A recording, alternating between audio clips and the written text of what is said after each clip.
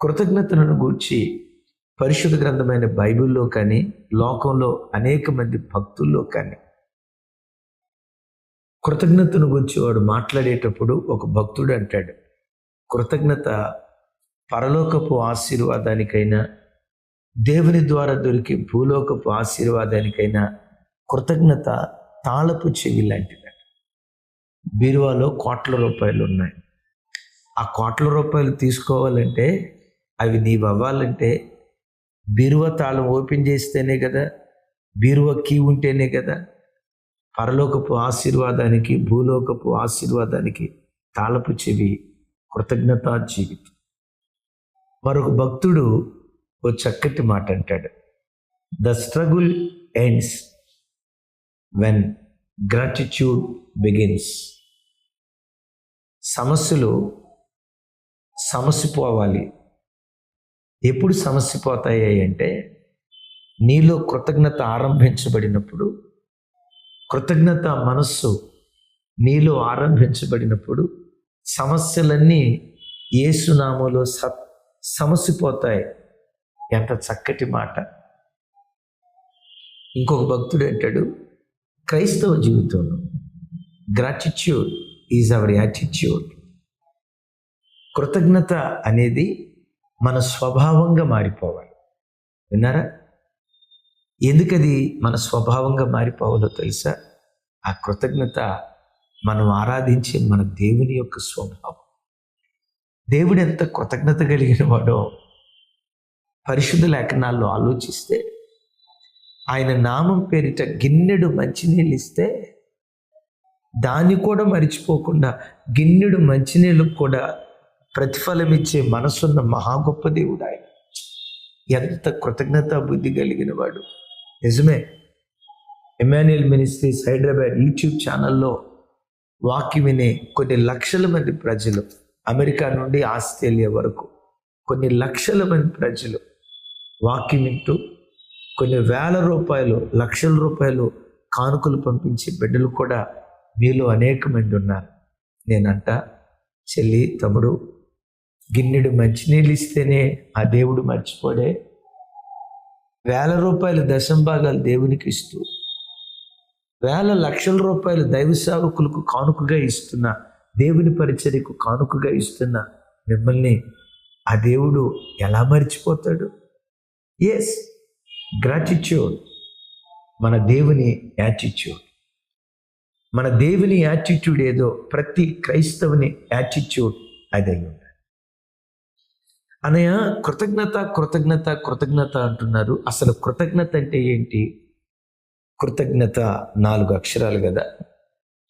తెలుగు పదాలు, కొన్ని పదాలు కనుమరుగైపోయాయి, కానీ నాకు తెలిసినంత వరకు దేశ భాషలందు తెలుగు లెస్స. అసలు తెలుగు పదాల్లో ఉన్న మాధుర్యం, దాన్ని వెలికి తీయాలే కానీ ఎంత పీల్చినా దాని సారం తరగదు. కృతజ్ఞత అనే పదానికి కొన్ని అర్థం ఏంటంటే, కృత ప్లస్ జ్ఞత. కృత లేక కృతం అనగా కార్యములు, కార్యము అని అర్థం. జ్ఞత లేక జ్ఞప్తి అంటే జ్ఞాపకం తెచ్చుకోవటం. మెట్టుకు కృతజ్ఞత అంటే ఎదుటివారు మనకు చేసిన మేలును, ఉపకారాన్ని జ్ఞాపకం చేసుకొని ప్రత్యుపకారం చేయటమే కృతజ్ఞత. ఇక్కడ ఒక విలువైన మాట చెప్తాను. ఎవరెవరి పట్ల మనం కృతజ్ఞత కలిగి ఉండాలి? మనుషుల పట్ల కృతజ్ఞత కలిగి ఉంటే సరిపోద్దా? లేదు, దేవుని పట్ల కృతజ్ఞత కలిగి ఉంటే సరిపోద్దా? నో. మనకు ఎవరెవరైతే ఉపకారం చేశారో, భూలోకంలో కొంతమంది మనుషులు మనకు ఉపకారం చేశారు, వాటికి మించి దేవుడు మనకు ఉపకారం చేశాడు. మనుషులు చేసిన ఉపకారమైనా దేవుడు చేసిన ఉపకారమైనా మనం మరచిపోకుండా ప్రత్యుపకారం చేస్తే దేవుని ఆశీర్వాదపు తాళపు చెవి నీ చేతిలో ఉన్నట్టే లెక్క. ఒక తల్లి ఎప్పుడు నాతో ఒక మాట అంటూ ఉంటారు, బ్రదర్, నేను ప్రభు దగ్గర నేర్చుకుంది, మనకెవరైనా ఉప్పు సహాయం చేసిన, జస్ట్ ఉప్పు సహాయం చేసిన వాళ్ళను కూడా నేను మర్చిపోను, వాళ్ళ రుణం కూడా తీర్చుకోవాలని ఆశపడతాను. ఆ మాట నా హృదయాన్ని గెలుచుకుంది. దైవజనమా, అటు దేవుని పట్లైనా ఇటు మనుషుల పట్లైనా బైబిల్లో కృతజ్ఞత కలిగిన వాళ్ళు అనేక మంది ఉన్నారు. కృతజ్ఞత కలిగిన వాళ్ళ జీవితాలు దీవించబడిన విధానం, కృతజ్ఞత లేని బ్రతుకులు శపించబడిన ఆ ఘోరమైన స్థితి ఆలోచిస్తే క్రైస్తవ జీవితంలో ఆశ్చర్యవేయక మానదు. ఎస్, రోమపత్రికలో పౌలు గారు అంటాడు, కృతజ్ఞత లేని వారి హృదయము అంధకారమయమైపోయింది. మనుషుల పట్లైనా దేవుని పట్లైనా కృతజ్ఞత లేకపోతే వాడి బ్రతుకు అంధకారమైపోద్దట. నేనంట, కృతజ్ఞత లేని వాడి బ్రతుకు అంధకారమైతే మరి కృతజ్ఞత కలిగిన వాడి బ్రతుకు ఎస్ వెలుగుమయంగా మార్చబడతాడు. దైవజనమా, నా చేతులెత్తి మిమ్మల్ని దీవిస్తున్నాను. రాగల సెప్టెంబర్ మాసం అంతా మీ చీకటిని దేవుడు వెలుగుగా మార్చును గాక. సెప్టెంబర్ మాసమే కాదు, బ్రతుకు దినములంతా యేసయ్యను ఆరాధించే నీ బ్రతుకు వెలుగుగా దేవుడు చేయును గాక. చెప్దాం ఆమేన్. ఆయన వెలుగుగా మన బ్రతుకును మార్చాలంటే మన హృదయం దేనితో నిండుకోవాలి? కృతజ్ఞతతో నిండుకోవాలి. ఎవరెవరి పట్ల? ఇందాక చెప్పే కదా, దేవుని పట్ల, మనుషుల పట్ల. ఏంటి కృతజ్ఞత అంటే? చేసిన కార్యాలను జ్ఞాపకానికి తెచ్చుకోవటం. మనుషులు చేసిందైనా దేవుడు చేసిన ఉపకారమైన జ్ఞాపకానికి తెచ్చుకోవాలి. ఏ జ్ఞాపకం తెచ్చుకోవాలి? ఒక 3 మాటలు చెప్తాను. దైవజనుడైన మోషే దినవృత్తాంతాల గ్రంథంలో అనేక సార్లు ఇశ్రాయేలు ప్రజలతో తాను చనిపోయే ఆఖరి క్షణాలలో జ్ఞాపకం చేసుకోండి అంటాడు. చనిపోయే ఆఖరి క్షణాల్లో ఏం జ్ఞాపకం చేసుకోండి అయ్యా అంటే ఇక్కడ అంటాడు చూడండి, ద్వితీయోపదేశకాండం 32వ అధ్యాయం 7వ వచనం. పూర్వ దినములను జ్ఞాపకము చేసుకునుము, తరతరముల సంవత్సరములను తలంచుకొనుము. నీ తండ్రిని అడుగుము, అతడు నీకు తెలుపును. నీ పెద్దలను అడుగుము, వారు నీతో చెప్పుదురు. విన్నారా? నాకు ఈ మాట చదువుతుంటున్నప్పుడు నా హృదయం ఒక రకంగా పిండబడుతుంది. దైవజనుడైన మోషే ఇక్కడ అంటాడు, పూర్వ దినములను జ్ఞాపకం చేసుకుని తరతరముల సంవత్సరములను తలంచుకొనుడి. ఒకవేళ ఆ పూర్వ దినాలు నీకు జ్ఞాపకం లేకపోతే నీ పెద్దలను అడుగు, వాళ్ళు నీకు చెప్తారు. నీ తండ్రిని అడుగు, వాళ్ళు నీకు వివరిస్తారు. మాట్లాడుతున్నాడు. దైవజనమా, పూర్వ దినాలు మన జ్ఞాపకం తెచ్చుకోవాలి. ఓ 30 సంవత్సరాల క్రితం నీవు అనుభవించిన పేదరికాన్ని, ఒక 50 సంవత్సరాల క్రితం మన అమ్మా నాన్నలు అనుభవించిన పేదరికాన్ని, ఏ పేదరికపు స్థితిలో నుంచి దేవుడు మనలను లేవనెత్తాడో, మన పూర్వ స్థితి ఏదైతే ఉందో దాన్ని పదే పదే మనం గుర్తుకు తెచ్చుకో. మన అమ్మా నాన్నలు ప్రభువుని ఆశ్రయించినప్పుడు అదే స్థితిలో నుంచి దేవుడు ఎలా లేవనెత్తాడో అదెప్పుడు కళ్ళ ముందు పెట్టుకోవాలి. అందుకనే యెషయా గ్రంథంలో ఓ దివ్యమైన మాట 51వ అధ్యాయం, ఏ బండ నుండి చెక్కబడితివో, ఏ గుంట నుండి నువ్వు త్రవ్వబడితివో దాన్ని నువ్వు జ్ఞాపకానికి తెచ్చుకో. ఏ జ్ఞాపకానికి తెచ్చుకోవాలంట? ఏ పాపపు గుంటలో నుంచి నువ్వు లేవనెత్తబడ్డావో, ఏ పేదరికపు బానిసత్వంలో నుంచి దేవుడు నిన్ను లేవనెత్తాడో, నీ పూర్వస్థితి ఎప్పుడు నువ్వు కళ్ళ ముందు పెట్టుకో. ఎందుకు కళ్ళ ముందు పెట్టుకోవాలో తెలుసా? అదే గనక నీకు గుర్తుంటే బ్రతుకు కాలమంతా ఆ దేవునికి కృతజ్ఞుడివై, ఆ దేవుని పట్ల కృతజ్ఞుడివై దేవుని సన్నిధిలో బ్రతుకుతావు. నేను చాలా సంవత్సరాల క్రితం భక్తుడైన దావీదును గురించి ఒక యథార్థ గాథ విన్నాను. గొర్రెల దొడ్లో నుంచి దావీదును లేవనెత్తి సింహాసనం మీద దావీదును కూర్చోబెట్టిన తర్వాత దావీదు గారు తాను కూర్చుని సింహాసనానికి ఎదురుగా గోడ మీద తాను గొర్రెల కాపరిగా ఉన్నప్పుడు గొర్రెలను కాయటానికి ఏ కర్రను వాడేవాడో ఆ కర్ర తన కుర్చీకి ఎదురుగా గోడకు తగిలించుకున్నాడట.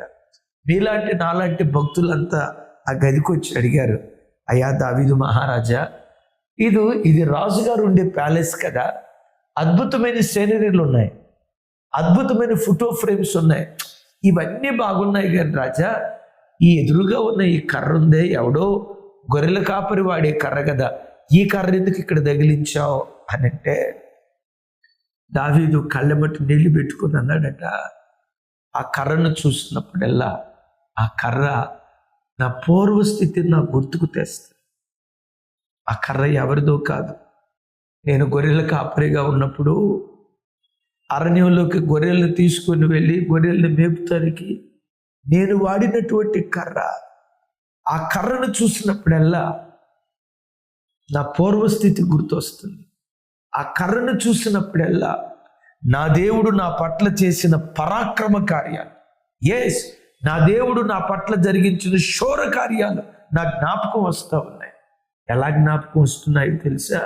ఒకప్పుడు గొర్రెల కాపరిగా బ్రతికిన నన్ను దేవుడు తన బాహుబలత చాపి గొర్రెల దొడ్డిలో నుండి లేవనెత్తి ఈ గద్దె మీద కూర్చోబెట్టాడయ్యా. ఆ కర్ర దేవుని బాహుబలత నాకు గుర్తుకు తెస్తుంది. ఆమేన్. ఆ కర్ర నా పూర్వపు స్థితిని గుర్తుకు తెస్తుంది. అందుకని దావీదు ఒక చోట అంటాడు కదా, నా ప్రాణమా యెహోవాను సన్నుతించు. ఆ కర్రను చూసి నా అంతరంగమునున్న సమస్తమా ఆయన పరిశుద్ధ నామమును సన్నుతించుము. ఆయన చేసిన ఉపకారములలో చెప్పండి దేనిని దైవజన్మ, నువ్వు పేద స్థితిలో ఉన్నప్పుడు దేవుడు ఎంత సహాయం చేశాడు. నువ్వు పేద స్థితిలో ఉన్నప్పుడు నీ తల్లిదండ్రులు నీ కొరకు ఎంత కష్టపడ్డారో. నీ పేద స్థితిలో ఉన్నప్పుడు నీ బంధువులు స్నేహితులు ఎవరెవరు నీకు చేయూతనిచ్చారో వాళ్ళను పొరపాటున మర్చిపోకుండా వారు చేసిన ప్రతి మేలు మనం జ్ఞాపకానికి తెచ్చుకోవాలి. పూర్వకాలపు సంగతులు మనం జ్ఞాపకానికి తెచ్చుకోవాలి. రెండవది, మనం ఏం జ్ఞాపకం చేసుకోవాలి? ద్వితీయోపదేశ కాండంలో ఎన్నో చెప్తారు, మెట్టుకు 2 చెప్పి ఎలా దేవునికి కృతజ్ఞత తెలియచేయాలో వాక్యాన్ని మనం ధ్యానించుదాం. షార్ట్ మెసేజ్ కదా, రైట్. రెండవది, ద్వితీయోపదేశ కాండం 7వ అధ్యాయం 19వ వచనం, నీ కన్నులు చూచిన ఆ గొప్ప శోధనలను, సూచక క్రియలను, మహత్కార్యములను, బాహుబలమును, చాచిన చేతిని బాగుగా జ్ఞాపకము చేసుకొని. విన్నారా? ఏం జ్ఞాపకం చేసుకోమంటున్నాడు? ఆ గొప్ప శోధనలను, ఆ గొప్ప సూచక్రియలను, చాచిన దేవుని బాహువును, నిన్ను రక్షించిన దేవుని హస్తాన్ని జ్ఞాపకానికి తెచ్చుకో అంటాడు. నిజమే దైవజనమ, గడిచిన దినాల్లో ఎన్ని గొప్ప భయంకరమైన శోధనలు నీకు నాకు ఎదురు కాలేదు. ఎన్నెన్ని శోధనలు ఎదురు కాలేదు. ఇశ్రాయేలీలకు ఎర్ర సముద్రం ఎదురైంది, ఓ భయంకరమైన శోధన. వెనక నుంచి ఫరో సైన్యం తరుముకుంటూ వస్తుంది. ఇప్పుడు ఇశ్రాయేలీల పరిస్థితి ఏమైందో తెలుసా? ముందు నొయ్య వెనక గొయ్య అంటాం కదా, ముందు నొయ్య వెనక గొయ్య. వెనక పారిపోదామా సముద్రం ఉందని, శత్రువుల చేతిలో పడతారు. అయ్యో శత్రువులు తరుముకుంటా వస్తున్నారు, ముందుకెళ్ళిపోదామా? ఏదటానికి అది పిల్ల కాలువ కాదు, సముద్రం. మొత్తం జల సమాధి అయిపోతారు. ముందు నుయ్య వెనక గొయ్య. ఎంత భయంకరమైన శోధన. తమ్ముడు, చెల్లి, నేనంట నీ జీవితంలో ఎన్నెన్ని శోధనలు గడిచిన కాలాల్లో నీ బ్రతుకులో ఎదురు కాలేదు. శోధనలు వచ్చాయి అనేది ఎంత వాస్తవమో, ఆ శోధనల మధ్యలో సూచక క్రియలు దేవుడు జరిగించాడు అనేది కూడా అంతే వాస్తవం. ఆ భయంకరమైన శోధన ఎదురైనప్పుడు బలమైన గాలిని దేవుడు వీయజేసి ఎర్ర సముద్రాన్ని 2 పాయలుగా చీల్చి తన ప్రజలు దాటిన తర్వాత, గమనించండి, అదే సమస్య ఇశ్రాయేలీయులకు రహదారిగా మారింది. అదే ఎర్ర సముద్రం శత్రువులను ముంచింది. నీకొచ్చిన సమస్యలు లాంటి సమస్యలు నీకొచ్చాయి. ఆ సమస్యలను దాటి నువ్వు ఒడ్డుకెళ్ళిపోయావు. ఏం జరిగిందో తెలుసా? నీకు వచ్చిన సమస్యలు లాంటి సమస్యలు అనుభవించిన అనేక మంది ఆ సమస్యలు భరించలేక ఆత్మహత్య చేసుకున్న వాళ్ళు ఉన్నారు. ఆ సమస్యల చేతిలో చనిపోయిన వాళ్ళు ఉన్నారు. ఆ సమస్య వాళ్ళ ప్రాణాన్ని మింగేసింది. సేమ్ అదే సమస్య నీ బ్రతుకులో ఎదురైంది. గొప్ప శోధనలు ఎదురైతే గొప్ప దేవుడు నీ జీవితంలో గొప్ప సూచక్రియలు జరిగించాడు. కొన్నిసార్లు సడన్గా హార్ట్ స్ట్రోక్ వచ్చింది, నేను చచ్చిపోయాను, నా పిల్లలు అన్యాయం అయిపోతారు, అయ్యో నా భార్య ఏమైపోద్దో, పిచ్చోడ్లాగా ఏడ్చావు, పిచ్చిదానిలాగా ఏడ్చావు. ఆ గొప్ప శోధనలో దేవుడు ఎంత ఆశ్చర్యకరంగా చావుగోతిలో నుంచి దేవుడి నిన్ను లేవనెత్తాడు కదా. క్యాన్సర్ వ్యాధి వచ్చి అనేక మంది చనిపోయారు. అలాంటి భయంకరమైన వ్యాధి నీకు ఎదురైనా ఎంత అద్భుతంగా దేవుడు కాపాడాడు కదా. నువ్వు ప్రయాణమై వెళ్తున్న రహదారి మీద చిన్న చిన్న ప్రమాదాలు, సేమ్ అలాంటి ప్రమాదమే ఆ స్పాట్లో జరిగి ఎంతమంది చనిపోలేదు. ఎర్ర సముద్రంలో ఐగుప్తీయులు చచ్చినట్లుగా ఆ రోడ్డు మీద ఎంతమంది హతులైపోలేదు. అదే రహదారి మీద నువ్వు ప్రయాణమై వెళుతూ గొప్ప శోధనలు ఎదురైనా ఆ గొప్ప శోధనల మధ్యలో గొప్ప సూచక క్రియలు నీ దేవుడు నీ పట్ల జరిగించాడు. ఏం చేద్దాం ఇప్పుడు? వాటిని జ్ఞాపకానికి తెచ్చుకున్నాం. అదే కృతజ్ఞత. వాటిని జ్ఞాపకం తెచ్చుకొని ప్రభుని స్తుతించడానికే ఈరోజు రాత్రి మాసాంతర కూటమి ఏర్పాటు చేశారు. రాత్రి 8 గంటలకే ప్రారంభమవుతుంది. రైట్. కృతజ్ఞత పరలోకపు భూలోకపు ఆశీర్వాదానికి అది తాళపు చెవి. ఆమేన్. మనలో కృతజ్ఞత ఉంటే ప్రతి సమస్య పోతుంది. మనం విన్నాం కదా, అద్భుతం చూడండి. మంచిది, కృతజ్ఞత ఇవన్నీ జ్ఞాపకం చేసుకోవాలి. మనుషులు చేసిందైనా దేవుడు చేసిందైనా పదే పదే జ్ఞాపకం చేసుకోవాలి అని అన్నాం కదా. ఎట్లా కృతజ్ఞత తెలియచెప్పాలి? చెప్పే ముందు బైబిల్లో కృతజ్ఞత కలిగిన వ్యక్తి, కృతజ్ఞత లేని వ్యక్తి, 2 వ్యక్తుల గురించి జస్ట్ మీకు పరిచయం చేస్తాను. దావీదు కృతజ్ఞతకు మారు పేరు. సమూయేలు 2వ గ్రంథం 9వ అధ్యాయం 1వ వచనంలో రాయబడిన చక్కటి మాట, యోనాతానును బట్టి ఉపకారం చేయుటకు సౌలు కుటుంబంలో ఎవడైనా కలడా? దావీదు వెతుకుతున్నాడు. దావీదు కష్టకాలంలో ఉన్నప్పుడు యోనాతాను సౌలుకు ఉపకారం చేశాడు. దావీదు కష్టకాలంలో ఉన్నప్పుడు యోనాతాను దావీదుకి ఉపకారం చేశాడు. తన ఉపకారాన్ని పొందుకున్నటువంటి ఈ దావీదు తాను రాజైన తర్వాత ప్రత్యుపకారం చేయటానికి యోనాతానును బట్టి సౌలు కుటుంబం అంతటికి ఉపకారం చేయాలనుకుంటున్నాడు. సౌలు దావీదు ద్వారా ఉపకారాన్ని పొందుకొని అదే దావీదుకు కీడు చేయాలని ప్రయత్నం చేశాడు. బాధాకరమైన సంగతి, కృతజ్ఞత బుద్ధి లేని సౌలు కుటుంబం కనుమరుగైపోయింది, చీకటైపోయింది. గొలియాతు యుద్ధానికి వచ్చినప్పుడు ప్రాణానికి తెగించి దావీదు తనను కాపాడిన దావీదు చేసిన ఉపకారాన్ని మర్చిపోయి ఉపకారం చేసిన వాడికి అపకారం చేయి తలపెట్టాడు, కృతజ్ఞత లేనివాడిగా. ఏమైపోయింది? గిల్బో పర్వతం మీద తాను తన 3 పిల్లలు ఒకే రోజు హతులైపోయారు. రాజుల సొమ్ము రాళ్లపాలైపోతాయి అని పెద్దలు చెప్పినట్లుగా సౌలు సంపాదించిన ఆస్తి అంతా వాడు షెబవశం అయిపోయింది, 12 వశం.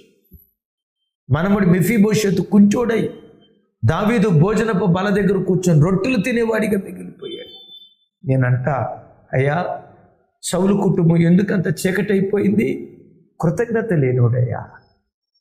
ఈ వాక్యం వింటున్న బిడ్డ, జన్మనిచ్చిన తల్లిదండ్రుల పట్ల కృతజ్ఞత కలిగి ఉన్నావా? నీ కష్ట స్థితిలో నిన్ను ఆదుకున్న నీ స్నేహితుల పట్ల కృతజ్ఞత కలిగి ఉన్నావా?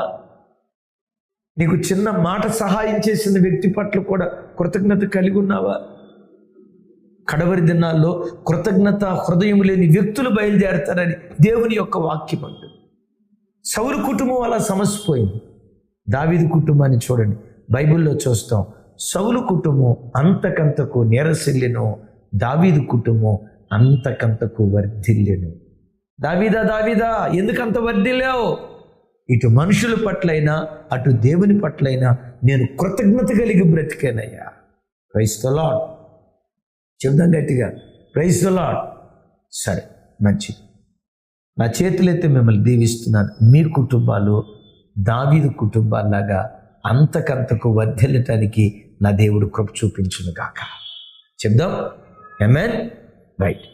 ఇంతకి దేవునికి ఎట్లా కృతజ్ఞత చెప్పాలి? 3 మాటలు చెప్తాను. నెంబర్ 1 స్తుతించడం ద్వారా, నెంబర్ 2 సమర్పించుకోవటం ద్వారా, నెంబర్ 3 సేవించడం ద్వారా దేవునికి కృతజ్ఞతాస్తుతులు చెప్పాలి. దేవునికి కృతజ్ఞతలు చెప్పాలి. మొట్టమొదటి ఎలాగూ చెప్పాలి స్తుతుల ద్వారా. రైట్. ఎక్కడ స్తుతులు తెలియచేయాలి? ఇంట్లో స్తుతులు తెలియచేయాలి. అట్ దట్ సేమ్ టైం దేవుని మందిరానికి వచ్చి, దేవా 8 మాసాలు నన్ను కాచినందుకు స్తోత్రం, ఎన్నో మరణాపాయపు స్థితుల నుంచి నన్ను తప్పించినందుకు స్తోత్రం, నన్ను జీవప్రాప్తుడిగా చేసినందుకు స్తోత్రం, చావుగోతులో నుంచి లేవనెత్తినందుకు స్తోత్రం, బ్రతకటానికి చక్కటి ఉద్యోగం ఇచ్చావు, ఆకలి దప్పులతో అల్లాడిపోకుండా పట్టెడు అన్నం పెడుతున్నావయ్యా.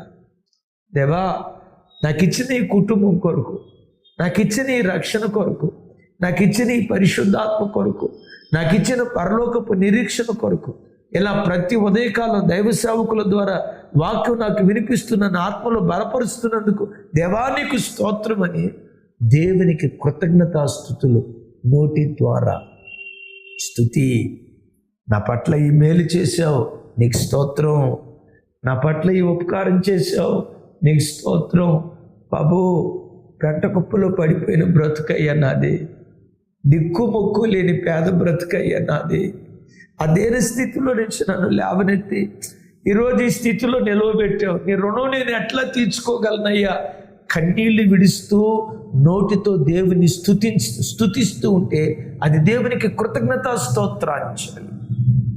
యేసయ్యకి మహిమ కలుగును గాక. చెప్పండి.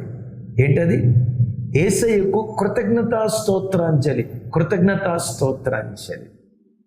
ఎక్కడ స్తుతించాలి? బైబిల్లో చూస్తాం కదా, ఆయన పరిశుద్ధాలయములో ఆయనకు కృతజ్ఞతాస్తుతులు తెలియచేయాలి, దేవుని మందిరానికి. అందుకనే మనలను ప్రేమించి ఈరోజు రాత్రి మాసాంతర కోట మందిరంలో ఏర్పాటు చేశాం. రాలేని పరిస్థితుల్లో బహు దూరంగా ఉంటే మంచిది, దూరం నుండి లైవ్ చూడండి. హైదరాబాద్ పట్టణానికి చెందిన వాళ్ళైతే తప్పకుండా దేవుని మందిరపు గడప తొక్కండి, మందిరంలో అడుగుపెట్టి దేవుని స్తుతించండి. రెండవది సమర్పించుకోవటం ద్వారా. విన్నారా ఈ మాట? సమర్పించుకోవటం ద్వారా. ఏమి సమర్పించుకోవాలి? 2. ఒకటి నీ దేహం, రెండవది నీ ధనం. ధనం ఉందా, దేహం ఉందా అంటే ధనం దేవునికి అవసరం, ధనం దేవుని పరిచర్యకి. మరి దేవునికి ఏం కావాలి? నీ దేహం కావాలి. నీ దేవునికి నీ కానుక కాదు మొట్టమొదటి కావాల్సింది, దేవునికి మొదట నీవు కావాలి. మేకా భక్తుడు 6వ అధ్యాయంలో ఇలా మాట్లాడుతూ అంటాడు, ఏమి తీసుకొని వచ్చి యెహోవాను దర్శించును? నా గర్భాన్ని పుట్టిన నా జ్యేష్ఠ కుమారుని తీసుకొచ్చి దేవునికి కానుకగా అర్పించుదునా అనుకున్నాడు. దేవుడు అంటాడు, నో. వేలాది నదులంత విస్తారమైన తైలం నా దేవునికి అర్పించుదునా? నో. గొర్రెలను పొట్టేళ్లను, వేలాది కొలది పొట్టేళ్లను నా దేవునికి బలిగా అర్పించుదునా? దేవుడు అంటాడు, నో. అడుగుతాడు, అయ్యా నీకేం కావాలి? మనుషుడా, ఏది దేవునికి ఇష్టమో ఆలోచించు. అయ్యా ఇవి దేవునికి ఇష్టం లేదా? ఇవి తర్వాత. మొదట ఏం కావాలో తెలుసా? న్యాయముగా నడుచుకునుటయు, కనికరమును ప్రేమించుటయు, దేన మనస్సు కలిగి నువ్వు ప్రవర్తించుటయు. ఇంతే కదా యెహోవా నిన్ను అడుగుతుంది కానుకగా. నా ప్రభు బిడ్డలారా, నీ దేహాన్ని సజీవ యాగంగా దేవునికి సమర్పించుకుంటే అదే కృతజ్ఞత కానుక. మూడవది ఆయన్ని సేవించటం. పరిశుద్ధ గ్రంథమైన బైబిల్లో సేనాదయ్యం పట్టిన ఒక వ్యక్తి ఉన్నాడు కదా. ఆ వ్యక్తి విచిత్రం చూడండి. ఆ గ్రామ ప్రజలంతా వచ్చి అతను చూద్దామని వస్తే ఎక్కడున్నాడో తెలుసా? యేసయ్య పాదాల దగ్గర కూర్చొని యేసయ్యని సేవిస్తున్నాడు. నాకు ఆ మాట గుర్తొస్తూ ఉంటే ఎక్కడున్నాడు?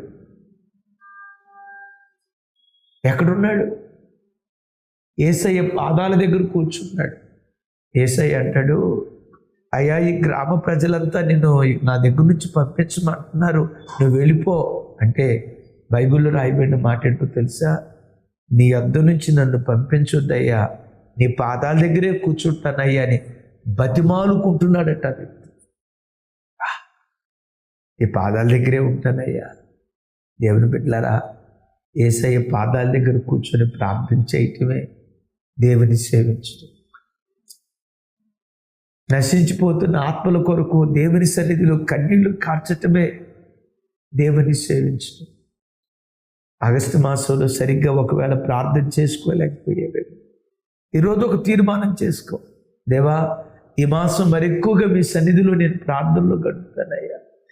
ఎస్, సేవించడం అంటే ప్రభు అక్కడ అన్నారు, నువ్వు వెళ్ళి ఇక నా దగ్గర ఉండటం కుదరదు, నీ ఇంటి వారికి తెలియచేయి అంటే అతడు దెకపోలి ప్రాంతం అంతా ప్రకటించడం ప్రారంభించాడు. అద్భుతం. దెకపోలి, పోలి అనగా పట్టణము, పట్టణములు అని, దెక అనగా 10 పట్టణాల్లో దేవుని వాక్యం ప్రకటించాడు. అదే దేవుని సేవించడం. నేనంట 10 పట్టణాల్లో దేవుని గురించి ప్రకటించాడు అంటే ఏ బైబిల్ కాలేజీలో చదివాడు? నో. ఎంత పెద్ద చదువుకున్నాడు? కాదు. నీలో కృతజ్ఞత మనస్సు ఉంటే నీ పని స్థలంలో యేసయ్యని గురించి చెప్పకుండా నువ్వు మౌనంగా ఉండలేవు. నీ హృదయం దేవుని సేవించే హృదయం అయితే నీ ఉద్యోగ స్థలంలో, నీ వ్యాపార స్థలంలో, నువ్వు బ్రతుకుతున్న చోట యేసయ్యని గురించి చెప్పకుండా నువ్వు మౌనంగా ఉండలేవు. నా చేతులెత్తి మిమ్మల్ని దీవిస్తున్నాను. నీ హృదయం ఎప్పుడు కృతజ్ఞతతో నిండుకొనును గాక. ఆ కృతజ్ఞతతో నీ హృదయం నిండుకుంటే నీ నోరు స్తుతులతో నిండుకుంటుంది, నీ కళ్ళు కన్నీళ్లతో, కన్నీటి బాష్పాలతో నిండుకుంటాడు. నేనంట, నోటిలో స్తుతి, కంటిలో కన్నీటి ప్రార్థన, ఈ రెండూ తోడైతే అది పరలోకపు దీవెనకు తాళపు చెవి కాదా? నా చేతులెత్తి దీవిస్తున్నాను. రండి, రాత్రి మాసాంతర కూటం ఉంది. మందిరమంతా మారుమోగినట్లుగా స్తుతి జయధ్వనులతో ప్రభువుని ఆరాధన చేద్దాం. ఈ రాత్రి వాగ్దానంతో కూడుకున్న సందేశం, రేపు ఉదయకాలం కూడా సెప్టెంబర్ మాసం అంతా ప్రభు మనలను ఎలా నడిపించబోతున్నారో ఓ దివ్యమైన వాగ్దాన సందేశం దేవుడు అందించబోతున్నారు. నా ప్రార్థన దావీదు కుటుంబంలాగా నీ కుటుంబం రాగల సెప్టెంబర్ మాసం అంతా, బ్రతుకు కాలం అంతా అంతకంతకు వర్ధిల్లుతూ వెలుగుమయమైన కుటుంబంగా మన కుటుంబాలను దేవుడు మార్చును గాక. ఆమేన్. చిన్న ప్రార్థన చేస్తాను. కళ్ళు మూసుకొనండి.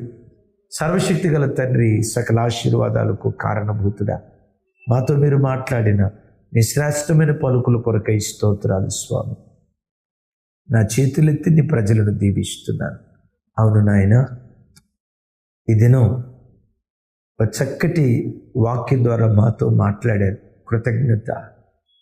మనుషుల పట్లైనా మీ పట్లైనా మేము కృతజ్ఞత కలిగి బ్రతుకున్నట్లుగా మమ్మల్ని బలపరుచున్నాయన. పొందుకున్న మేలును మేమెన్నడూ మర్చిపోకూడదయ్యా. అది మీ పట్లైనేమి, మనుషుల పట్లైననేమి ప్రత్యుపకారం చేసే మనస్సు మాకు దయచేయి. కృతజ్ఞత హృదయం, మీలాంటి హృదయం మాకు దయచేయి ప్రభువా. ఈ వాక్యమైన ప్రతి హృదయాన్ని మీరు తట్టుదురుగాక. ఈ రాత్రి మాసాంతర కోటలో ప్రతి బిడ్డ పాలు పంపులు పొందునుగాక. నా చేతులెత్తి నీ ప్రజలను దీవిస్తూ యేసు నామం పేరిట ప్రార్థించి పొంది ఉన్నాం తండ్రి. తండ్రి అయిన దేవుని ప్రేమ, కుమారుడైన యేసుక్రీస్తు వారి దివ్య కృప, పరిశుద్ధాత్మ దేవుని సహవాసం మనకు సకల పరిశుద్ధులకు సదా తోడయుండి నడిపించునుగాక. ఆమేన్. Thank you. ఈ రాత్రి మాసాంతర కోటం వాగ్దానంతో కూడుకున్న దివ్యమైన సందేశం తప్పకుండా రండి, పాలు పంపులు పొందండి. రాలేని పరిస్థితుల్లో దూరదేశాల్లో దూర ప్రాంతాల్లో ఉంటే ప్రత్యక్ష ప్రసారాన్ని వీక్షిస్తూ జూమ్ యాప్లో యూట్యూబ్ లైవ్లో లాగిన్ అవ్వండి. మిమ్మును మీ కుటుంబాలను సమృద్ధిగా దేవుడు దీవించును గాక. ఆమేన్.